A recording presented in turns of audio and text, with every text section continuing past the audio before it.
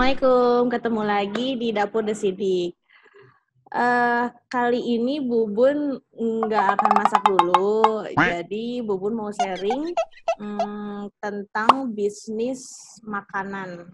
Untuk bikin dapur ibu-ibu di rumah tetap ngebul ya, walaupun selama pandemi ini mungkin kegiatan pekerjaan agak terhambat.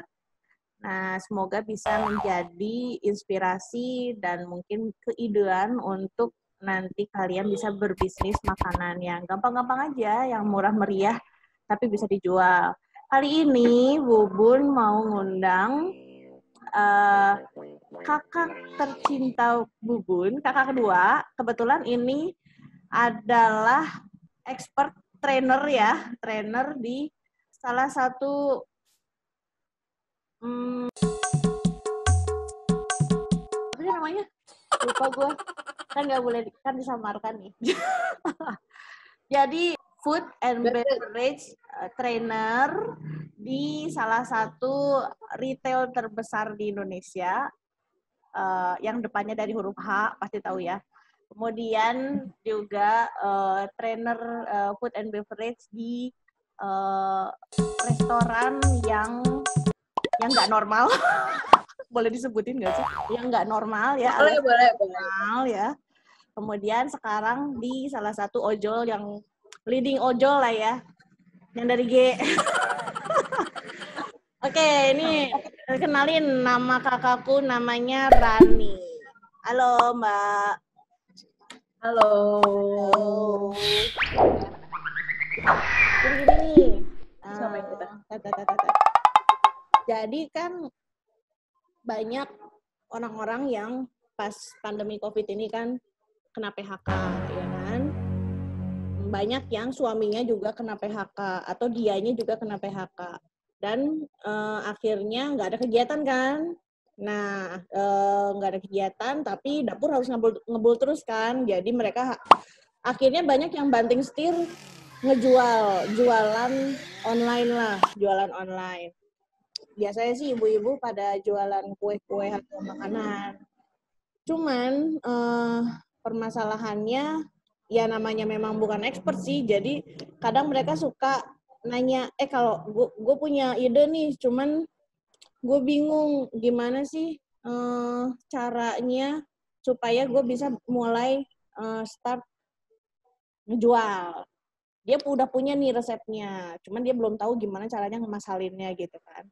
Berhubung Bubun juga dulu pernah jualan sambal, berasa banget tuh dari satu resep ke resep yang masal tuh, masalah banget lah, risetnya banyak banget.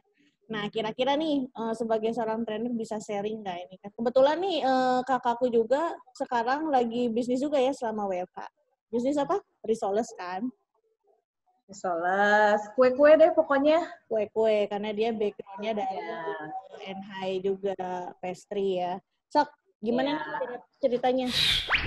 Supaya sebelumnya selamat sore kali apa? Selamat apa? Ya, selamat ketemu ya di channel adik aku ini.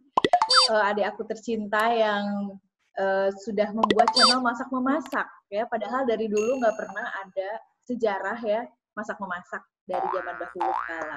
Tapi oke, sekarang kalau kita emang kondisinya memang lagi kayak gini, jadi kita dituntut untuk kreatif, gimana caranya ibu-ibu rumah tangga pun bisa menghasilkan dari apa yang kita punya, AKA kita pasti bisa masak semuanya gitu ya, dan kita pasti semua ibu-ibu pasti punya resep andalan dari masing-masing rumah tangga. Itu pasti beda-beda. Mungkin kesukaan anaknya, mungkin kesukaan suaminya, mungkin turun-temurun dari mertua atau dari ayah ibunya. Nah, itu yang bisa kita majuin adalah itu. Nah, jadi kalau saran saya, kalau mau mulai membuat bisnis online, jangan terlalu banyak mikir, tapi just do it aja gitu. Misalnya, tempe mendoan. Nah, itu so simple gitu ya, tapi saya bisanya cuma bikin tempe mendoan nih, gimana gitu. Nah, banyak orang yang nggak bisa membuat tempe mendoan yang real tempe mendoan. Kayak saya contohnya, kalau mau bikin tempe mendoan, ujung-ujungnya tempe goreng ya, karena nggak jadi mendoan, karena kematangan. Nah, itu kan pasti ada pasti nggak itu akan menjadi trademarknya ketika seseorang bisa membuat tempe mendoan yang real tempe mendoan. Nah, cuman tinggal bagaimana mengemasnya. Yang kedua, bagaimana pengirimannya. Karena kalau online itu kita harus mikirin pengirimannya gitu. Nah, ini sebenarnya berhubungan sama pekerjaan saya sekarang di mana F&B-nya beda, yaitu semuanya pakai delivery. Karena pandemi kan kita nggak boleh dine-in, jadi semuanya delivery. Jadi faktor pengemasan dan lama pengiriman itu jadi hal yang jadi penting. Sebelumnya kan nggak penting nih, kayak tenang aja masih aman karena langsung diambil dan langsung dimakan sama customer-nya. Kalau sekarang kan itu takes time dari kita selesai memasak, mungkin ada proses pendinginan, terus dikemas dan terus dikirim gitu ya. Mungkin itu sih yang awalnya cari yang mudah-mudah, yang sangat gampang, terus udah gitu yang juga banyak diminatin. Kemudian juga kita harus mikirin satu lagi, jangan yang terlalu wah, supaya bisa dinikmatin oleh kalangan banyak. Kalangan apa sih? Semua kalangan maksudnya. Wahnya tuh maksudnya dalam segi harga atau wah dalam baik dari segi harga ataupun dari segi pemilihan menu. Misalnya kayak gini. Oke nih yang lagi in misalnya spaghetti gitu ya. Cuman kan spaghetti pasarnya adalah ya orang-orang yang suka makan spaghetti gitu ya. Apakah di sekeliling kita, pasar kita itu suka semuanya sama spaghetti? Kan penjualannya itu seberapa besar gitu. Nah, beda dengan tempe mendoan. Tempe mendoan itu dari semua kalangan, semua suka tempe mendoan, nggak ada yang nggak suka tempe mendoan gitu. Jadi untuk pemilihan menu juga kita mesti pintar-pintar juga kayak gitu. Dirimu tadi bilang ini harus tahu tren yang disukain sama orang. Biasanya taunya dari mana sih? Maksudnya apa, lihat-lihat dari IG orang, stalking gitu atau dari mana? Bisa dari IG, bisa juga dari kalau kita ibu-ibu pasti pertama tahu pasarnya ya. Misalnya kayak aku mau bikin nih, contohnya aku sendiri ya. Misalnya aku mau bikin risoles, ya kan? Aku jualan risoles. Risoles ini awalnya yang suka siapa sih? Oh, teman-teman kantor aku, gitu kan? Nah, itu adalah pasar kita tuh, ya kan? Nah, atau ternyata setelah dipasarin ke temennya bawa pulang, kakaknya suka, jadi semakin meluas kayak gitu. Ya, jadi kayak gitu contohnya. Jadi kita tahu dulu pasar yang disukain orang tuh apa. Kalau misalnya kita kayak aku juga jual cake, misalnya kayak bolu gulung. Setiap aku lempar, aku mau buka PO nih bolu gulung, ternyata tetap aja bolu gulung dibandingin risoles itu lebih banyak risoles. Karena apa? Oh, ternyata pasar aku teh sudah mulai mengurangi gula. Sedangkan bolu gulung itu full of sugar gitu ya. Ada gulanya, ada tepungnya, ada coklatnya. Jadi yang seperti itulah yang mesti dipikirin. Oke. Pertama udah nih milih, udah tahu pasarnya, udah tahu kesukaannya apa, terus kita udah punya resepnya nih. Terus what next gitu? Maksudnya dari si resep yang tadinya biasanya cuma bikin buat suami sama anak, terus tiba-tiba jadi expanding jadi harus buat berapa sih dalam sehari, itu kayak gimana tuh pertamanya? Oke, ini kita udah sebelum kita masuk berapa banyak produksi dalam satu hari. Pertama kita udah tentuin tadi apa produknya. Terus yang kedua adalah berapa kita akan menjual produk tersebut. Nah, kalau kita bicara soal harga, kalau ibu-ibu biasanya ya udahlah jual segini aja. Misalnya dia belanja ke pasar 5.000 misalnya. Oke, ya udah deh gue jual 6.000 aja misalnya kayak gitu. Nah, sebenarnya kalau di dalam F&B sendiri itu ada yang namanya food cost. Jadi menentukan harga itu tidak berdasarkan kira-kira, tapi memang dihitung per detail per bahan baku. Gitu. Karena di sini kalau kita udah masuk bisnis, kita tetap harus memikirkan keuntungan pastinya ya, nggak mungkin bisnis nggak mau untung gitu. Nah, food cost itu sendiri kalau dari sisi perusahaan F&B yang profesional mungkin agak ribet. Tapi kalau saya punya tips buat ibu-ibu yang mau memulai, itu supaya gampang, kita rinciin yang pertama, misalnya tadi contohnya bikin tempe mendoan lah ya, contohnya ya. Kita pasti beli tempe, misalnya 1 kotak itu ya, 1 kotak. Terus untuk bahan bakunya tempe mendoan itu apalagi ya, misalnya bumbu-bumbu yang diulek atau apa segala macam. Terus ada tepung juga, kemudian ada minyak goreng untuk ngegoreng, ya kan? Nah, jadi bahan bakunya tuh 4 itu. Nanti dijumlahin, terus dimasak. Nah, dari satu tempe yang besar itu, kira-kira jadinya berapa ya, gitu kan? Nah, kalau misalnya kita belanjanya yang gampang aja ya, misalnya belanjanya 10.000, nanti mungkin bisa dibantu di breakdown, ada note-nya ya. Jadi nanti misalnya kita belanjanya total tempe dan teman-temannya untuk membuat tempe mendoan itu misalnya 10.000, cari angka yang bulat biar gampang. Nah, dari 10.000 itu jadilah 10 buah tempe mendoan. Ya kan? Artinya modal totalnya berapa? Satu piece-nya adalah Rp1.000 ya. 10.000 bagi 1.000.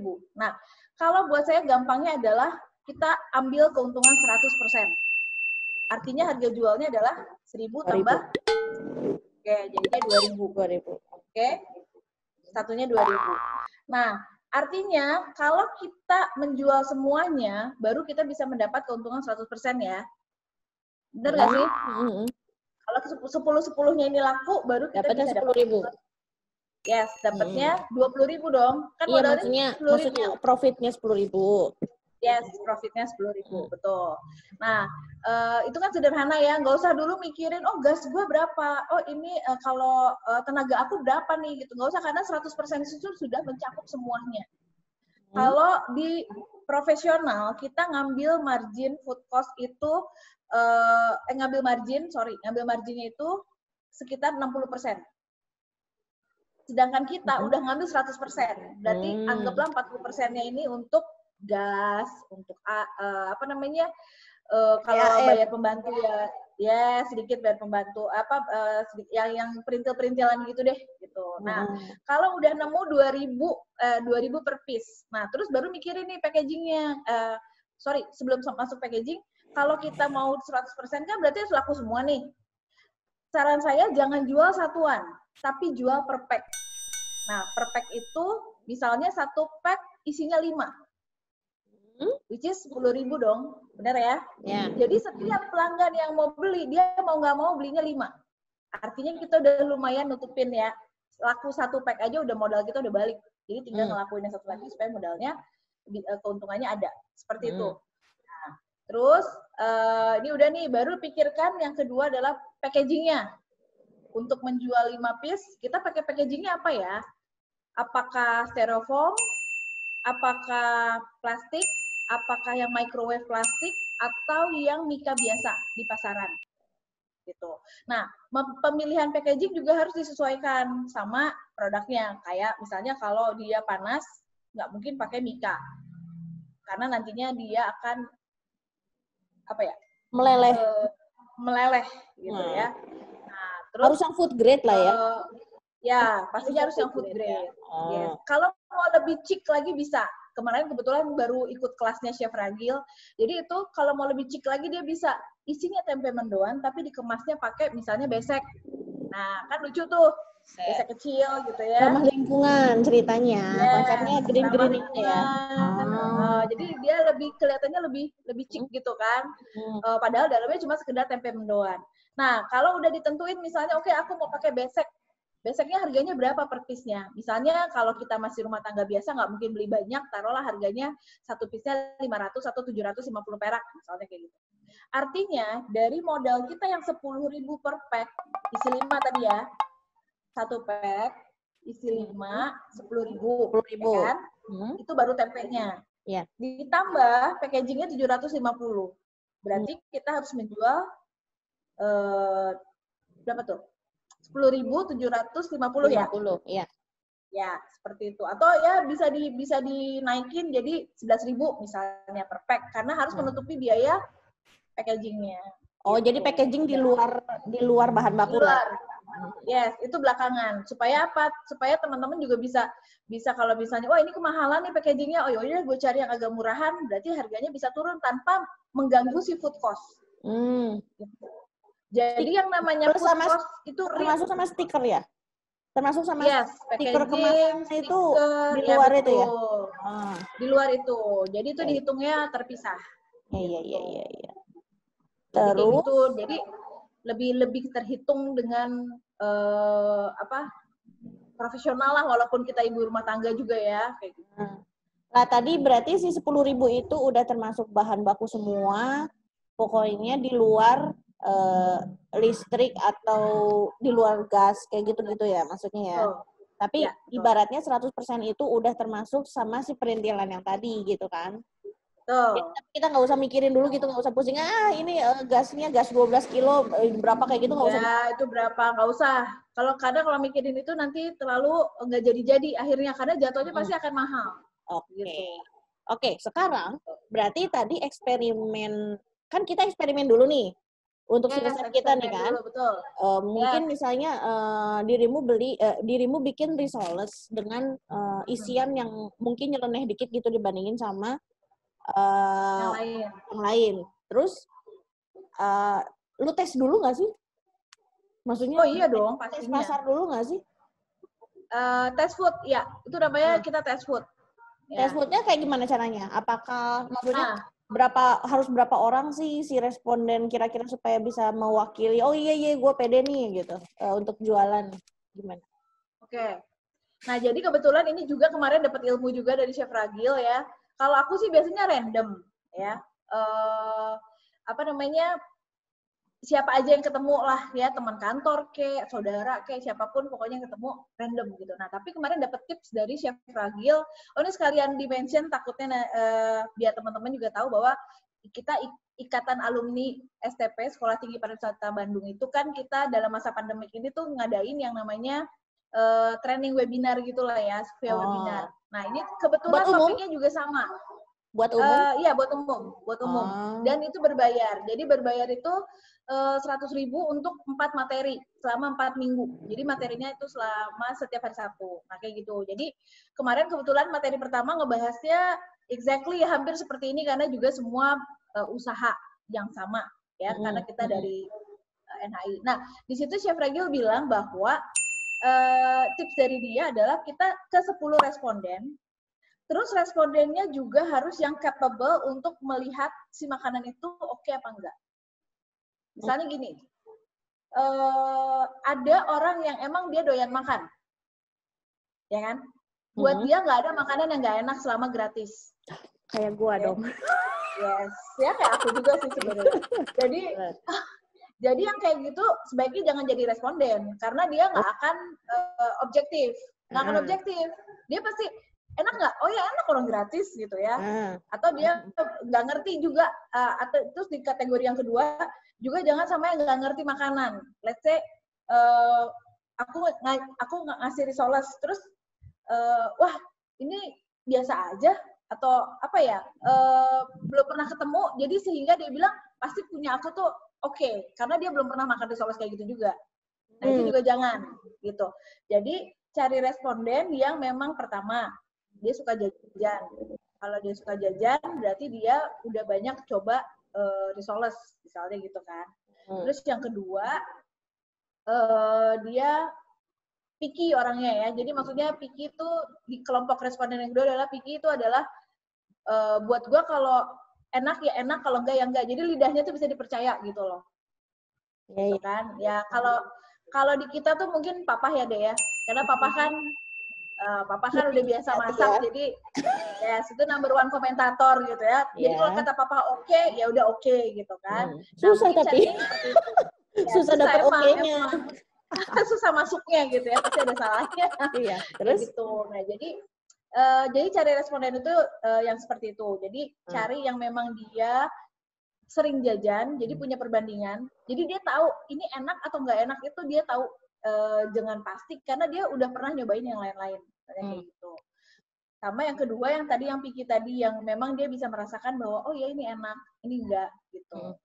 Kayak gitu. Jadi dari 10 orang itu ya ada macam-macam aja. Misalnya yang satu oke, tetangga gue ibu rumah tangga biasa, mungkin dari itu akan menjadi komentator dari sisi harga. Misalnya dengan gue jual risoles gue harganya segini, mahal, tapi begitu dia makan, enggak deh, soalnya enak. Nah, itu kan biasanya kalau ibu rumah tangga dari sisi harga ya. Oh, terus jadi kita kedua, tuh udah harus mention harganya. Waktu iya, karena biasanya kalau kita kasih, mereka akan nanya, ini harganya berapa? Gitu. Tapi kan kita masih eksperimen. Maksudnya mungkin kalau misalnya semua dari 10 responden itu 10 orang itu bilang nggak enak misalnya nih ya. Risoles lu nggak enak. Akhirnya kan kita berpikir ulang tuh misalnya, oh kayaknya gue Coba lagi. ganti lah ya si bahan bakunya sehingga porsi biaya bahan bakunya berubah tuh. Gimana kalau kayak gitu? Ya bisa jadi sih. Misalnya gitu, misalnya pertamanya biasa aja gitu. Terus tiba-tiba, karena ini mah biasa banget. Ini sih gue tuh nggak suka, bla bla bla. Akhirnya lo banting setir, bikin yang aneh. Kayak mozzarella, kayak mau apa. Itu kan harganya beda berarti. Gimana bisa? Ya, betul. Ya. Aku baru ingat, sorry. Karena orang-orang taunya aku jualan, jadi begitu dikasih sampel pasti udah langsung nanya harganya berapa gitu ya. Tapi kalau untuk pemula mungkin kan mereka nggak akan nanya tuh harganya berapa. Yang penting biar resepnya oke aja kan. Berarti rasa gitu. Jadi rasanya aja. Jadi tes food sama tes harga beda. Beda. Atau emang ya udah nggak usah mikirin orang mau harganya berapa, yang penting gue rilis aja langsung gitu. Atau kayak gitu aja. Maksudnya it's all about internal kepedean kita jual 10.000 itu tadi. 20.000 tadi. Ya, sebenarnya bisa gitu. Cuman kan kita juga untuk kita maksudnya gini loh. Kalau kita mau jualan kan kita pastinya pengennya itu diterima sama masyarakat gitu. Nah, sedangkan secara kalau kita nentuin harga tuh ada ininya juga sih, worth it nggak sih dengan harga segini gitu loh. Dan itu kok biasanya kita harus tanya dulu ke orang gitu. Maksudnya bukan tanya ke orang. Maksudnya, ini enak nggak? Misalnya, enak banget nih gitu kan. Kalau gue jual ini kira-kira oke nggak? Oh, lu mau jual berapa? Pasti kan gitu kan. Nah, jadi ada biasanya sih suka, oke kok, worth it kok gitu. Malah seringnya aku tuh jualnya kemurahan gitu. Misalnya kayak, lu yakin nih jual segini? Soalnya kalau untuk rasa seperti ini harganya harusnya bisa segini gitu. Malah kadang-kadang mereka suka tukar pikiran juga. Gitu. Oke, berarti udah tes food, udah tes harga, udah launching lah ya. Launchingnya pasti kan yang paling gampang mah pakai WA group ya kan, ditawar-tawarin. Yes, penting kan pakai WA status. Ya, asal ada fotonya aja kan. Nah, pertanyaan berikutnya adalah delivery. Tadi kan lu bilang bahwa sekarang ini yang paling utama tuh si delivery ini ya. Kadang nih, aku sering beli punya teman kan, karena ya namanya teman kan mesti memakmurkan teman sendiri dulu ya, dibandingin beli di orang lain gitu ya nggak kenal. Cuma kadang-kadang nggak boleh ini ya. Jadi si ojolnya itu lebih mahal dibandingin harganya, Bo. Jangan sebut merek ya. Iya, maksudnya misalnya mie ayamnya dia cuma ngasih harga 18.000 atau 15.000 satu porsi. Tapi si ojolnya bisa jadi tuh 28.000, Bo. itu kadang jadi masalah juga sih, maksudnya apalagi kalau misalnya dari luar kota nih. Axel, itu ada yang temen aku jualan dendeng balado tuh enak banget dan nggak ada yang seenak itu di Bandung. Akhirnya aku beli kan ke dia kan. Cuman ya mahal kan. Nggak boleh sebut merek ya. Iya, nggak boleh sebut merek ya, delivery-nya ya, pengiriman. Itu mahal bingit gitu kan, sehingganya akhirnya udah masih daging sapi juga mahal, terus ditambahin lagi, otomatis at least aku ngeluarin uang 160 atau 180.000, Bo. Ya kan? Nah, gimana? Kadang-kadang orang mundur. Kalau aku sih nggak mundur nih ya, tapi kadang-kadang orang, ongkirnya mahal amat, udah nggak jadi gitu kan. Nah, gimana caranya supaya menyiasati lah berarti? Ini emang sesuatu yang sulit ya. Ini adalah tantangan untuk semua pedagang online ya. Tapi kalau pengalaman aku gitu ya, kita kan punya, aku nggak boleh nyebut merek ya, tapi kan pilihan delivery itu ada banyak ya. Nah, tadi ini balik lagi, sebelum masuk ke situ, balik lagi ke yang pertama. Make sure produk kita ini aman untuk digunakan delivery. Let's say kayak lokasi aku di Tangerang, ya kan? Pelanggan aku di Jakarta, gitu. Apakah produk aku ini dari Tangerang ke Jakarta itu akan aman, tentram, dan damai sampai ke pembelinya? Itu yang pertama tuh. Makanya jangan asal produknya oke, terus pas pengirimannya jadi berantakan, ya jadi demek lah gitu atau dingin atau apa. Nah itu yang pertama. Nah terus yang kedua dari sisi delivery-nya sendiri, kalau delivery nanti aku iklan lagi nih. Kalau delivery itu di beberapa ojol itu kan ada pilihan ya, ada yang instan, ada yang same day. Nah kalau mau murah pakai yang same day. Tapi memang dia di pick up pagi sampai ke customer-nya itu bisa sore hari atau siang hari. Karena dia itu pick up untuk beberapa customer yang arahnya sama. Jadi misalnya kayak aku mau kirim ke Jakarta Selatan. Nanti si ojol itu akan ngambil punyaku dan juga beberapa orang lain yang akan mengirim ke daerah Jakarta Selatan. Gitu. Dan ini bocoran dikit. Itu karena aku udah biasa pakai. Kalau misalnya yang instannya 50.000 misalnya. Same day itu bisa setengahnya. Bisa cuma 25.000. Gitu. Cuma kita harus kasih edukasi ke si klien kita ya, yang konsumennya bahwa itu bakalan. Kalau aku selalu kita kasih tahu. Jadi kalau aku tuh misalnya mereka biasanya nanya pengirimannya pakai apa gitu kan. Nah terus sometimes mereka ada yang minta pakai nggak boleh sebut merek ya. Pokoknya pakai seperti itu ya. Kurir. Ya, gitu kan. Tapi aku selalu bilang bahwa mohon maaf produk aku tidak disarankan menggunakan. Kenapa? Karena dia akan menginap kayak gitu. Oh iya. Karena dia akan nginep, nggak bisa. Karena produk aku kan produk fresh. Kita rewind lagi ya. Produk itu kan ada yang lu tuh frozen bukan sih? Aku frozen. Nah, kan maksudnya bukan anak frozen ya, maksudnya. Jadi makanannya berarti kan antara ada yang udah mateng, ada yang frozen, ya kan? Yes. Jadi kan kalau frozen kan berarti harus yang fresh delivery kan, nggak bisa yang menginap dulu gitu pakai yang regular package gitu kan. Oh, iya. Nah, menurutmu lebih enak kita punya kurir sendiri atau pakai ojol atau pakai kurir komersial? Kalau memang untuk sudah makanan memungkinkan. Untuk makanan nih. Yes. Yang paling ideal sih punya kurir sendiri, udah paling bagus.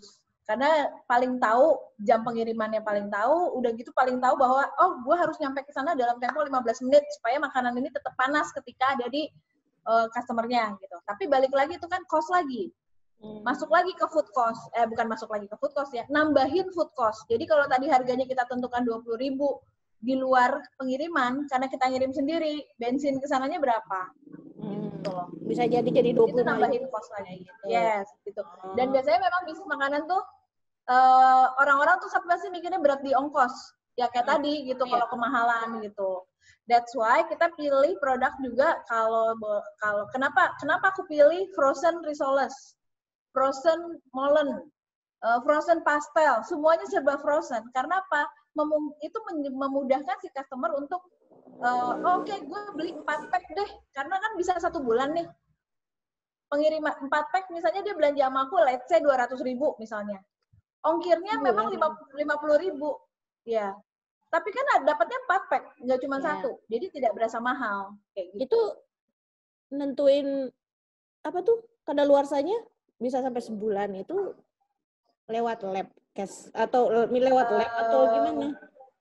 Enggak, nentuinnya gini. Kalau sekarang nih ya, gua juga nampar di bagian perizinan memang. Jadi kalau misalnya berdasarkan perizinan itu mah udah IKM mungkin keburu modalnya gede di perizinan. Let's say sekarang ini untuk darurat pandemik kan kita nggak usah mikirin masalah si perintilan PST itu kan ya.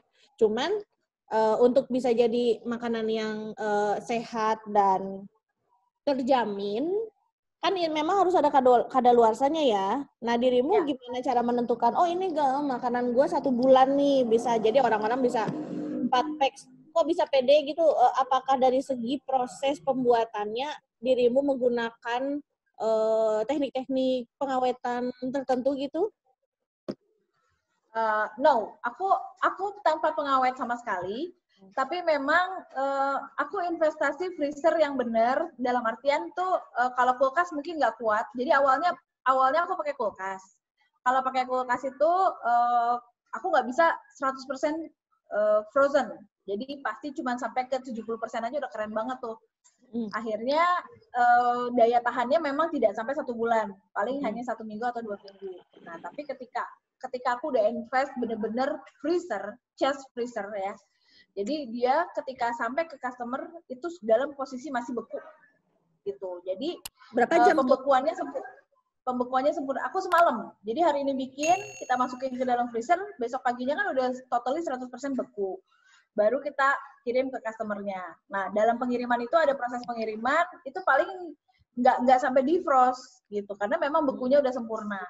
Nah, untuk menentukan satu bulan, itu kebetulan kan aku sertifikasi ISO juga ya. Jadi memang kalau prosesnya, ya betul. Jadi udah gitu kan, kalau prosesnya benar, dalam artian pada saat pengolahan makanannya kita tuh benar, itu pasti bisa tahan 1 bulan. Dan untuk make sure-kan apakah bisa 1 bulan atau enggak, aku tes sendiri. Jadi aku simpen 1-2 pack gitu ya. Ada yang 1 bulan dan ada yang 2 bulan. Waktu itu. Nah, yang 1 bulan ini bukan aku aja yang nyoba, tapi orang yang nyoba. Aku ngajak teman ke rumah, terus aku kasih yang udah 1 bulan itu. Sebelumnya aku udah coba dulu ya. Nah, terus dia bilang, maksudnya aku coba dulu takutnya keracunan gitu kan, anak orang gitu. Jadi aku yang coba dulu. Nah, terus aku kasih ke dia, terus dia bilangnya, fine, masih oke, rasa nggak berubah sama sekali, bentuk juga tidak berubah sama sekali. Di situ aku berani mengklaim bahwa oke, punya aku ini bisa 1 bulan. Lu belum cobain 2 bulan? Belum sampai yang 2 bulan. Oke, Cuman berarti aku sih nggak mau sampai 2 bulan lah, 1 bulan aja lah, karena nggak pakai pengawet sama sekali. Berarti ciri-cirinya adalah baunya tidak berubah, ya, warnanya bentuk warna tidak berubah, bentuk, rasa, warna itu tidak berubah sama sekali. Nggak asem kali ya maksudnya ya? Ya, nggak asem. Terus kan biasanya ya kalau risoles sudah pasti, karena kan dia pakai raw good, jadi asemnya tuh langsung berasa. Tapi kalau produk-produk yang lain mungkin ada aftertaste, misalnya kayak bobo aftertaste tuh kayak harusnya nggak ada rasa apa-apa, tapi kayak ada rasa buluk-buluk gitu ya, kalau emang udah expired kayak gitu. Berarti kita harus mengenali produk kita ya, yang basi, yang kayak gimana rasa basinya. Kita harus cobain sendiri gitu ya. Kita harus cobain sendiri, ya benar banget. Terus berarti lu tadi bilang udah ISO. Maksudnya si ISO ini tuh maksudnya ISO proses pengolahannya ya maksudnya ya? Ya, karena maksudnya aku sendiri kan udah sertifikasi. Jadi tetap di rumah pun ngerjainnya dengan protokol itu gitu. Udah kebiasaan maksudnya gitu. Emang biasanya apa sih yang bikin masa kadaluarsanya tuh pendek alias nggak tahan? Maksudnya apa sih major problem yang bisa bikin makanan kita tuh cepet basi? Oke, jadi gini, kalau nggak pakai pengawet ya, nggak pakai pengawet ya? Tanpa pengawet ya. Jadi dalam proses pemasakan itu misalnya ada proses penumisan. Kayak aku di risoles kan pasti numis bawang bombaynya dulu nih, bawang bombay sama bawang putih. Nah, pertama harus minyaknya yang baru. Jangan pakai minyak bekas. Ya. Kemudian yang kedua pemilihan minyaknya juga minyak yang 2 kali penyaringan lah ya. Kayak gitu ya, maksudnya minyak yang bagus ya. Terus nggak boleh iklan kan. Nah, terus udah gitu yang kedua ketika memasak. Nggak pakai plastiknya ya? Nggak pakai plastik. Ya, jangan pakai plastik. Ya, benar. Jangan dimasukin sama plastiknya, oke? Ya, oke. Ya. Jadi terus udah gitu ketika menumis posisi minyak udah harus 180 derajat ya, nggak usah dihitung lah ya, pokoknya udah kalau punya termometer lebih oke untuk dicek, tapi kalau enggak pun kita ibu-ibu biasanya udah punya insting bahwa dia udah panas, ya kan? Caranya dari wajan itu diseret gitu kan, nanti kan kalau turunnya satu-satu misah berarti itu udah panas. Kalau ibu-ibu gitu ya, caranya gampang gitu. Kalau ini pakai apa dong? Pakai pengukur suhu? Untuk panasnya itu. Kalau punya pakai pengukur suhu, ada tuh yang ditusuk tuh, jadi ketahuan. Terus? Ya, itu juga murah kok, nggak mahal. Nah, terus kalaupun enggak, kalau ibu-ibu biasanya udah tau lah panas itu semana gitu kan. Nah, baru masukin si bawang bombaynya. Nah, dalam pemasakan bawang bombay yang aku perhatiin, karena aku pernah juga ngalamin yang dia itu untungnya belum sempet ke customer. Jadi aku bikin terus overload, kecapean, mau dilanjutin besok. Tapi ternyata besoknya itu isinya udah basi. Isi apanya? Gitu. Isian si risoles itu. Gitu. Jadi aku pernah ngalamin begitu juga. Jangan dibesokin berarti.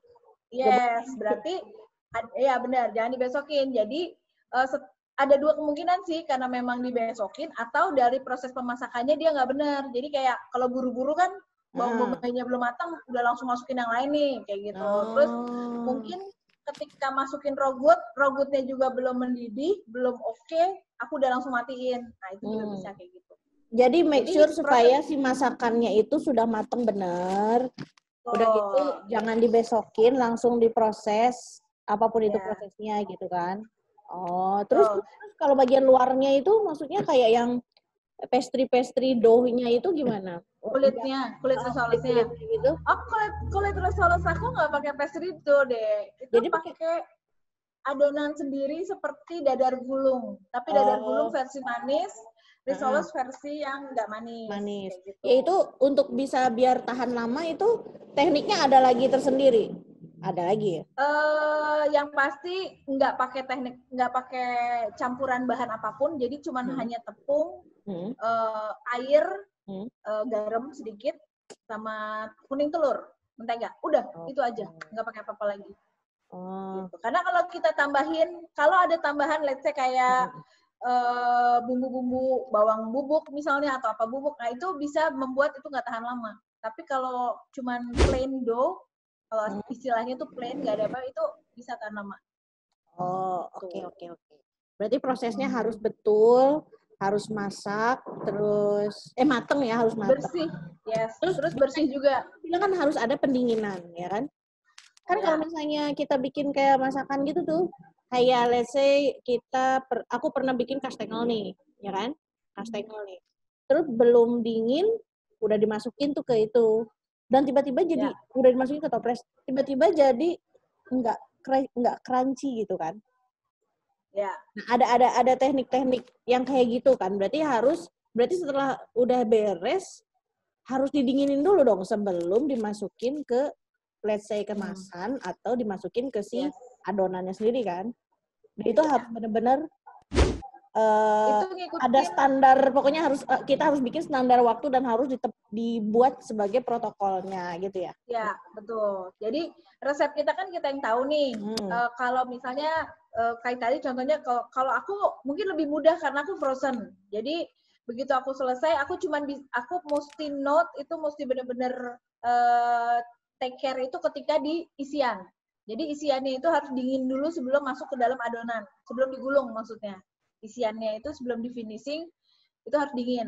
Nah, tapi habis itu kan nggak ada hal yang lain ya, bisa langsung masukin freezer. Tapi kalau mungkin kayak cookies tadi yang Enda bilang itu kan ya, kastengel, nastar dan lain-lain, itu emang harus ada proses cooling, dan coolingnya itu tuh kurang lebih tuh 1 jaman gitu. Baru bisa dimasukin ke toples, baru bisa ditutup gitu.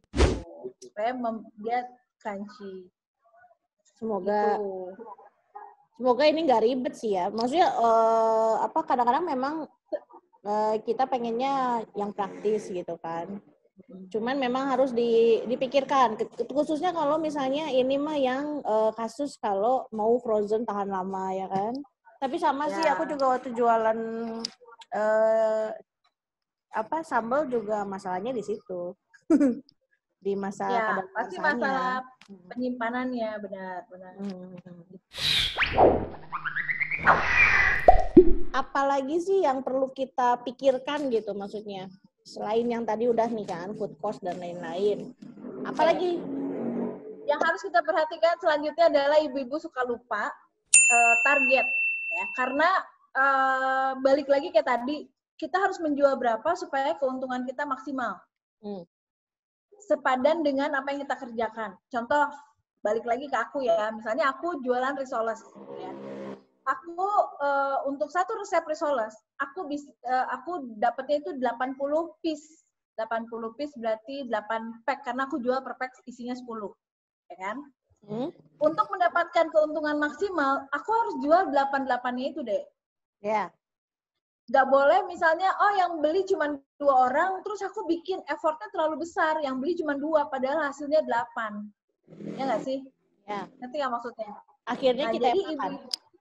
akhirnya kita yang makan gitu, atau dibagi-bagi gitu, ujung-ujungnya nggak ada Ya. untungnya gitu. Nah, jadi yang perlu diperhatikan adalah kalau untuk pemula, kalau menurut aku tuh mendingan buka PO aja. Kalau buka PO kan ketahuan bahwa oke, ada yang order nih 10 orang, oke gue bikin gitu. Karena kalau kita udah nyetok terus baru kita jual, nah itu yang kalau untuk pemula itu tidak direkomendasikan lah. Mendingan buka PO aja dulu kalau buat pemula gitu. Tapi kalau memang misalnya kayak seiring berjalannya waktu ya, kayak aku gini sekarang udah mulai permintaan banyak, nah baru berpikir untuk nyetok gitu. Tadinya sih nggak pernah nyetok gitu. Jadi target penjualan supaya nggak sia-sia lah gitu, maksudnya dari belanjaan kita kan kita juga nggak mungkin belanja itu sedikit-sedikit ya. Pasti kan belanja pasti harusnya langsung banyak. Nah, usahakan yang banyak itu tuh kejual jadi uang gitu. Nggak boleh ada yang jadi stok lama-lama gitu ya, biar muter uangnya. Yes, jadi muter uangnya, bahan bakunya juga nggak ada yang stok lama. Dan ini tips buat si ibu-ibu ini supaya nggak berasa banget profitnya. Biasanya kan kadang-kadang ibu-ibu tuh suka masih nyatu tuh sama uang belanjaan kan. Jadi pada akhirnya nggak bisa kelihatan sebenarnya modal sama profitnya. Berasa nggak sih jangan-jangan si profitnya malah kepake buat beli cilok. Ya kan gitu kan maksudnya. Berarti untuk masalah mungkin sedikit pembukuan inilah ya, ke pembukuan yang sederhana banget lah gitu ya. Belanja berapa? Sebenarnya perlu nggak sih? Benar. Yang penting kalau aku adalah catatan belanja wajib. Kita belanja apa aja. Kayak kalau aku tuh namanya rencana produksi lah gitu. Misalnya, orderan aku segini, berarti aku harus produksi seberapa banyak. Baru muncul nanti dari seberapa banyak aku harus buat, baru muncul yang namanya list belanjaan. Mau belanja apa aja. Nah, terus tempat belanjanya juga udah ditentuin, jangan pindah-pindah. Karena apa? Karena nanti harga kosnya berubah-ubah.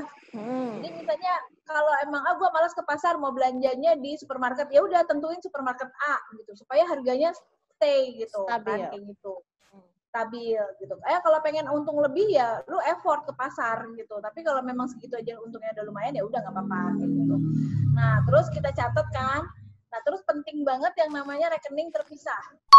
Jadi kalau online kan bayarnya semua lewat transfer, ya kan? Nah, kalau yang ini sih sebenarnya laki gue yang lebih ini deh. Kalau soal pembayaran yang lebih detail. Karena apa? Maksudnya gini, kadang-kadang tuh kalau kita misalnya mau ketemu teman dan dia mau beli gitu kan, otomatis dia bayar cash kan. Oh, ini gue beli tadi ini 100.000 cash. Nah, kan gue masuk dompet dong gitu kan. Nah, udah deh kalau udah masuk dompet jadinya yang lain-lain gitu kan. Kayak gitu. Jadi sebaiknya memang kita disiplin. Kalau memang mau masuk rekening, semuanya langsung masukin rekening. Jangan ada yang masuk ke dompet, supaya kelihatan. Kayak gitu.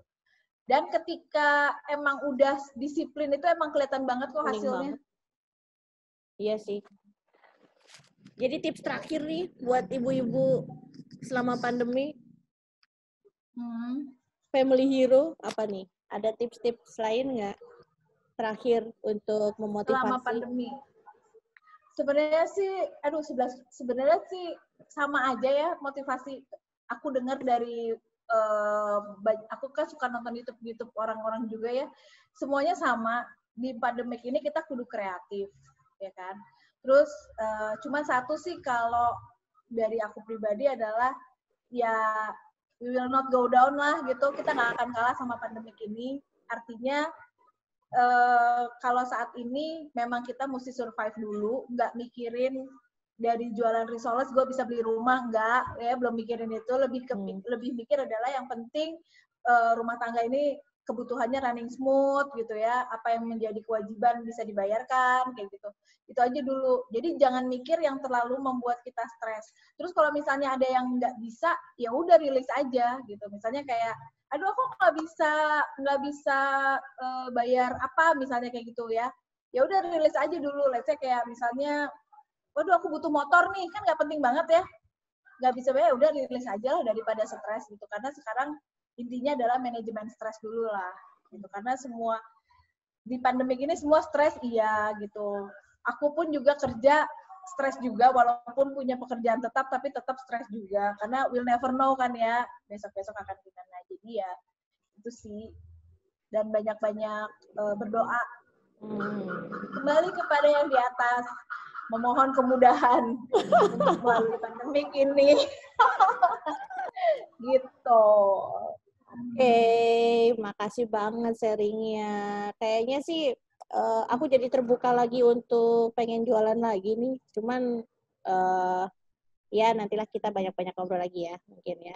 Next. Baiklah.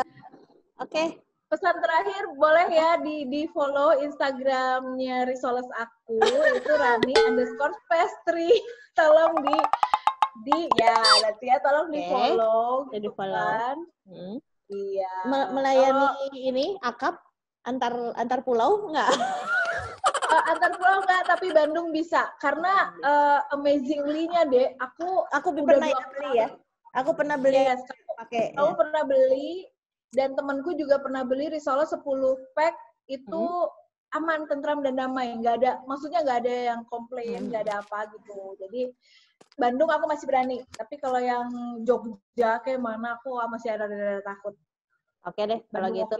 Sukses terus buat Risoles sama. Terima kasih. Apa satu lagi tuh? Risoles sama? Aku produk frozennya dari Risoles, Molen Lumer, dan sekarang kita udah merambah ke 3 varian rasa ya. Ya, sama pastel. Sama pastel. Gitu. Oke, ditunggu testernya. Hahaha. Oh iya, by the way minggu depan udah bisa ke Bandung loh. Oke, ditunggu. Ya, nanti kita offline.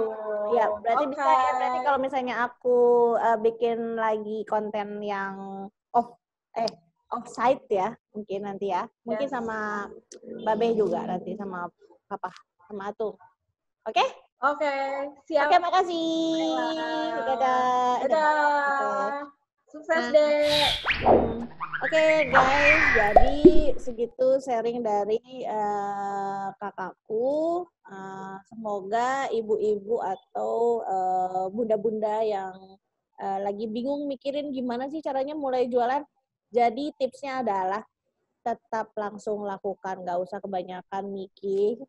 Terus yang penting harus disusun itu daftar belanja, harus sangat detail supaya bisa tahu modalnya berapa dan profit yang di set up itu harus 100% karena kalau food cost di aturan main aslinya itu hanya 60%. Jadi 100% itu sudah mencakup yang perintilan-perintilan seperti gas, air, dan lain-lain. Jadi no worries, yang penting atur aja 100%. Kemudian tadi kalau misalnya mau set up kadaluarsanya supaya tahan lama, jangan lupa masaknya harus yang betul. Masaknya harus yang betul, prosedurnya harus sudah sudah di setting sedemikian rupa prosedurnya dan harus ditepati supaya make sure bahwa makanan kita itu tahan lamanya standar, nggak akan naik turun, ya kan? Kalau misalnya kalian mau tanya-tanya nih sama Chef Rani, kok chef sih namanya apa? Baker ya? Ya, Baker Rani tentang bisnis makanan cemilan, kalian bisa sharing lah ya, sharing ya. Sharing kalian bisa kasih komen di bawah, nanti kita atur jadwal lagi sama ibu-ibu yang sibuk ini untuk supaya kita bisa live sometime ya, live IG atau apa. Oke, sampai ketemu lagi di konten selanjutnya. Wassalamualaikum.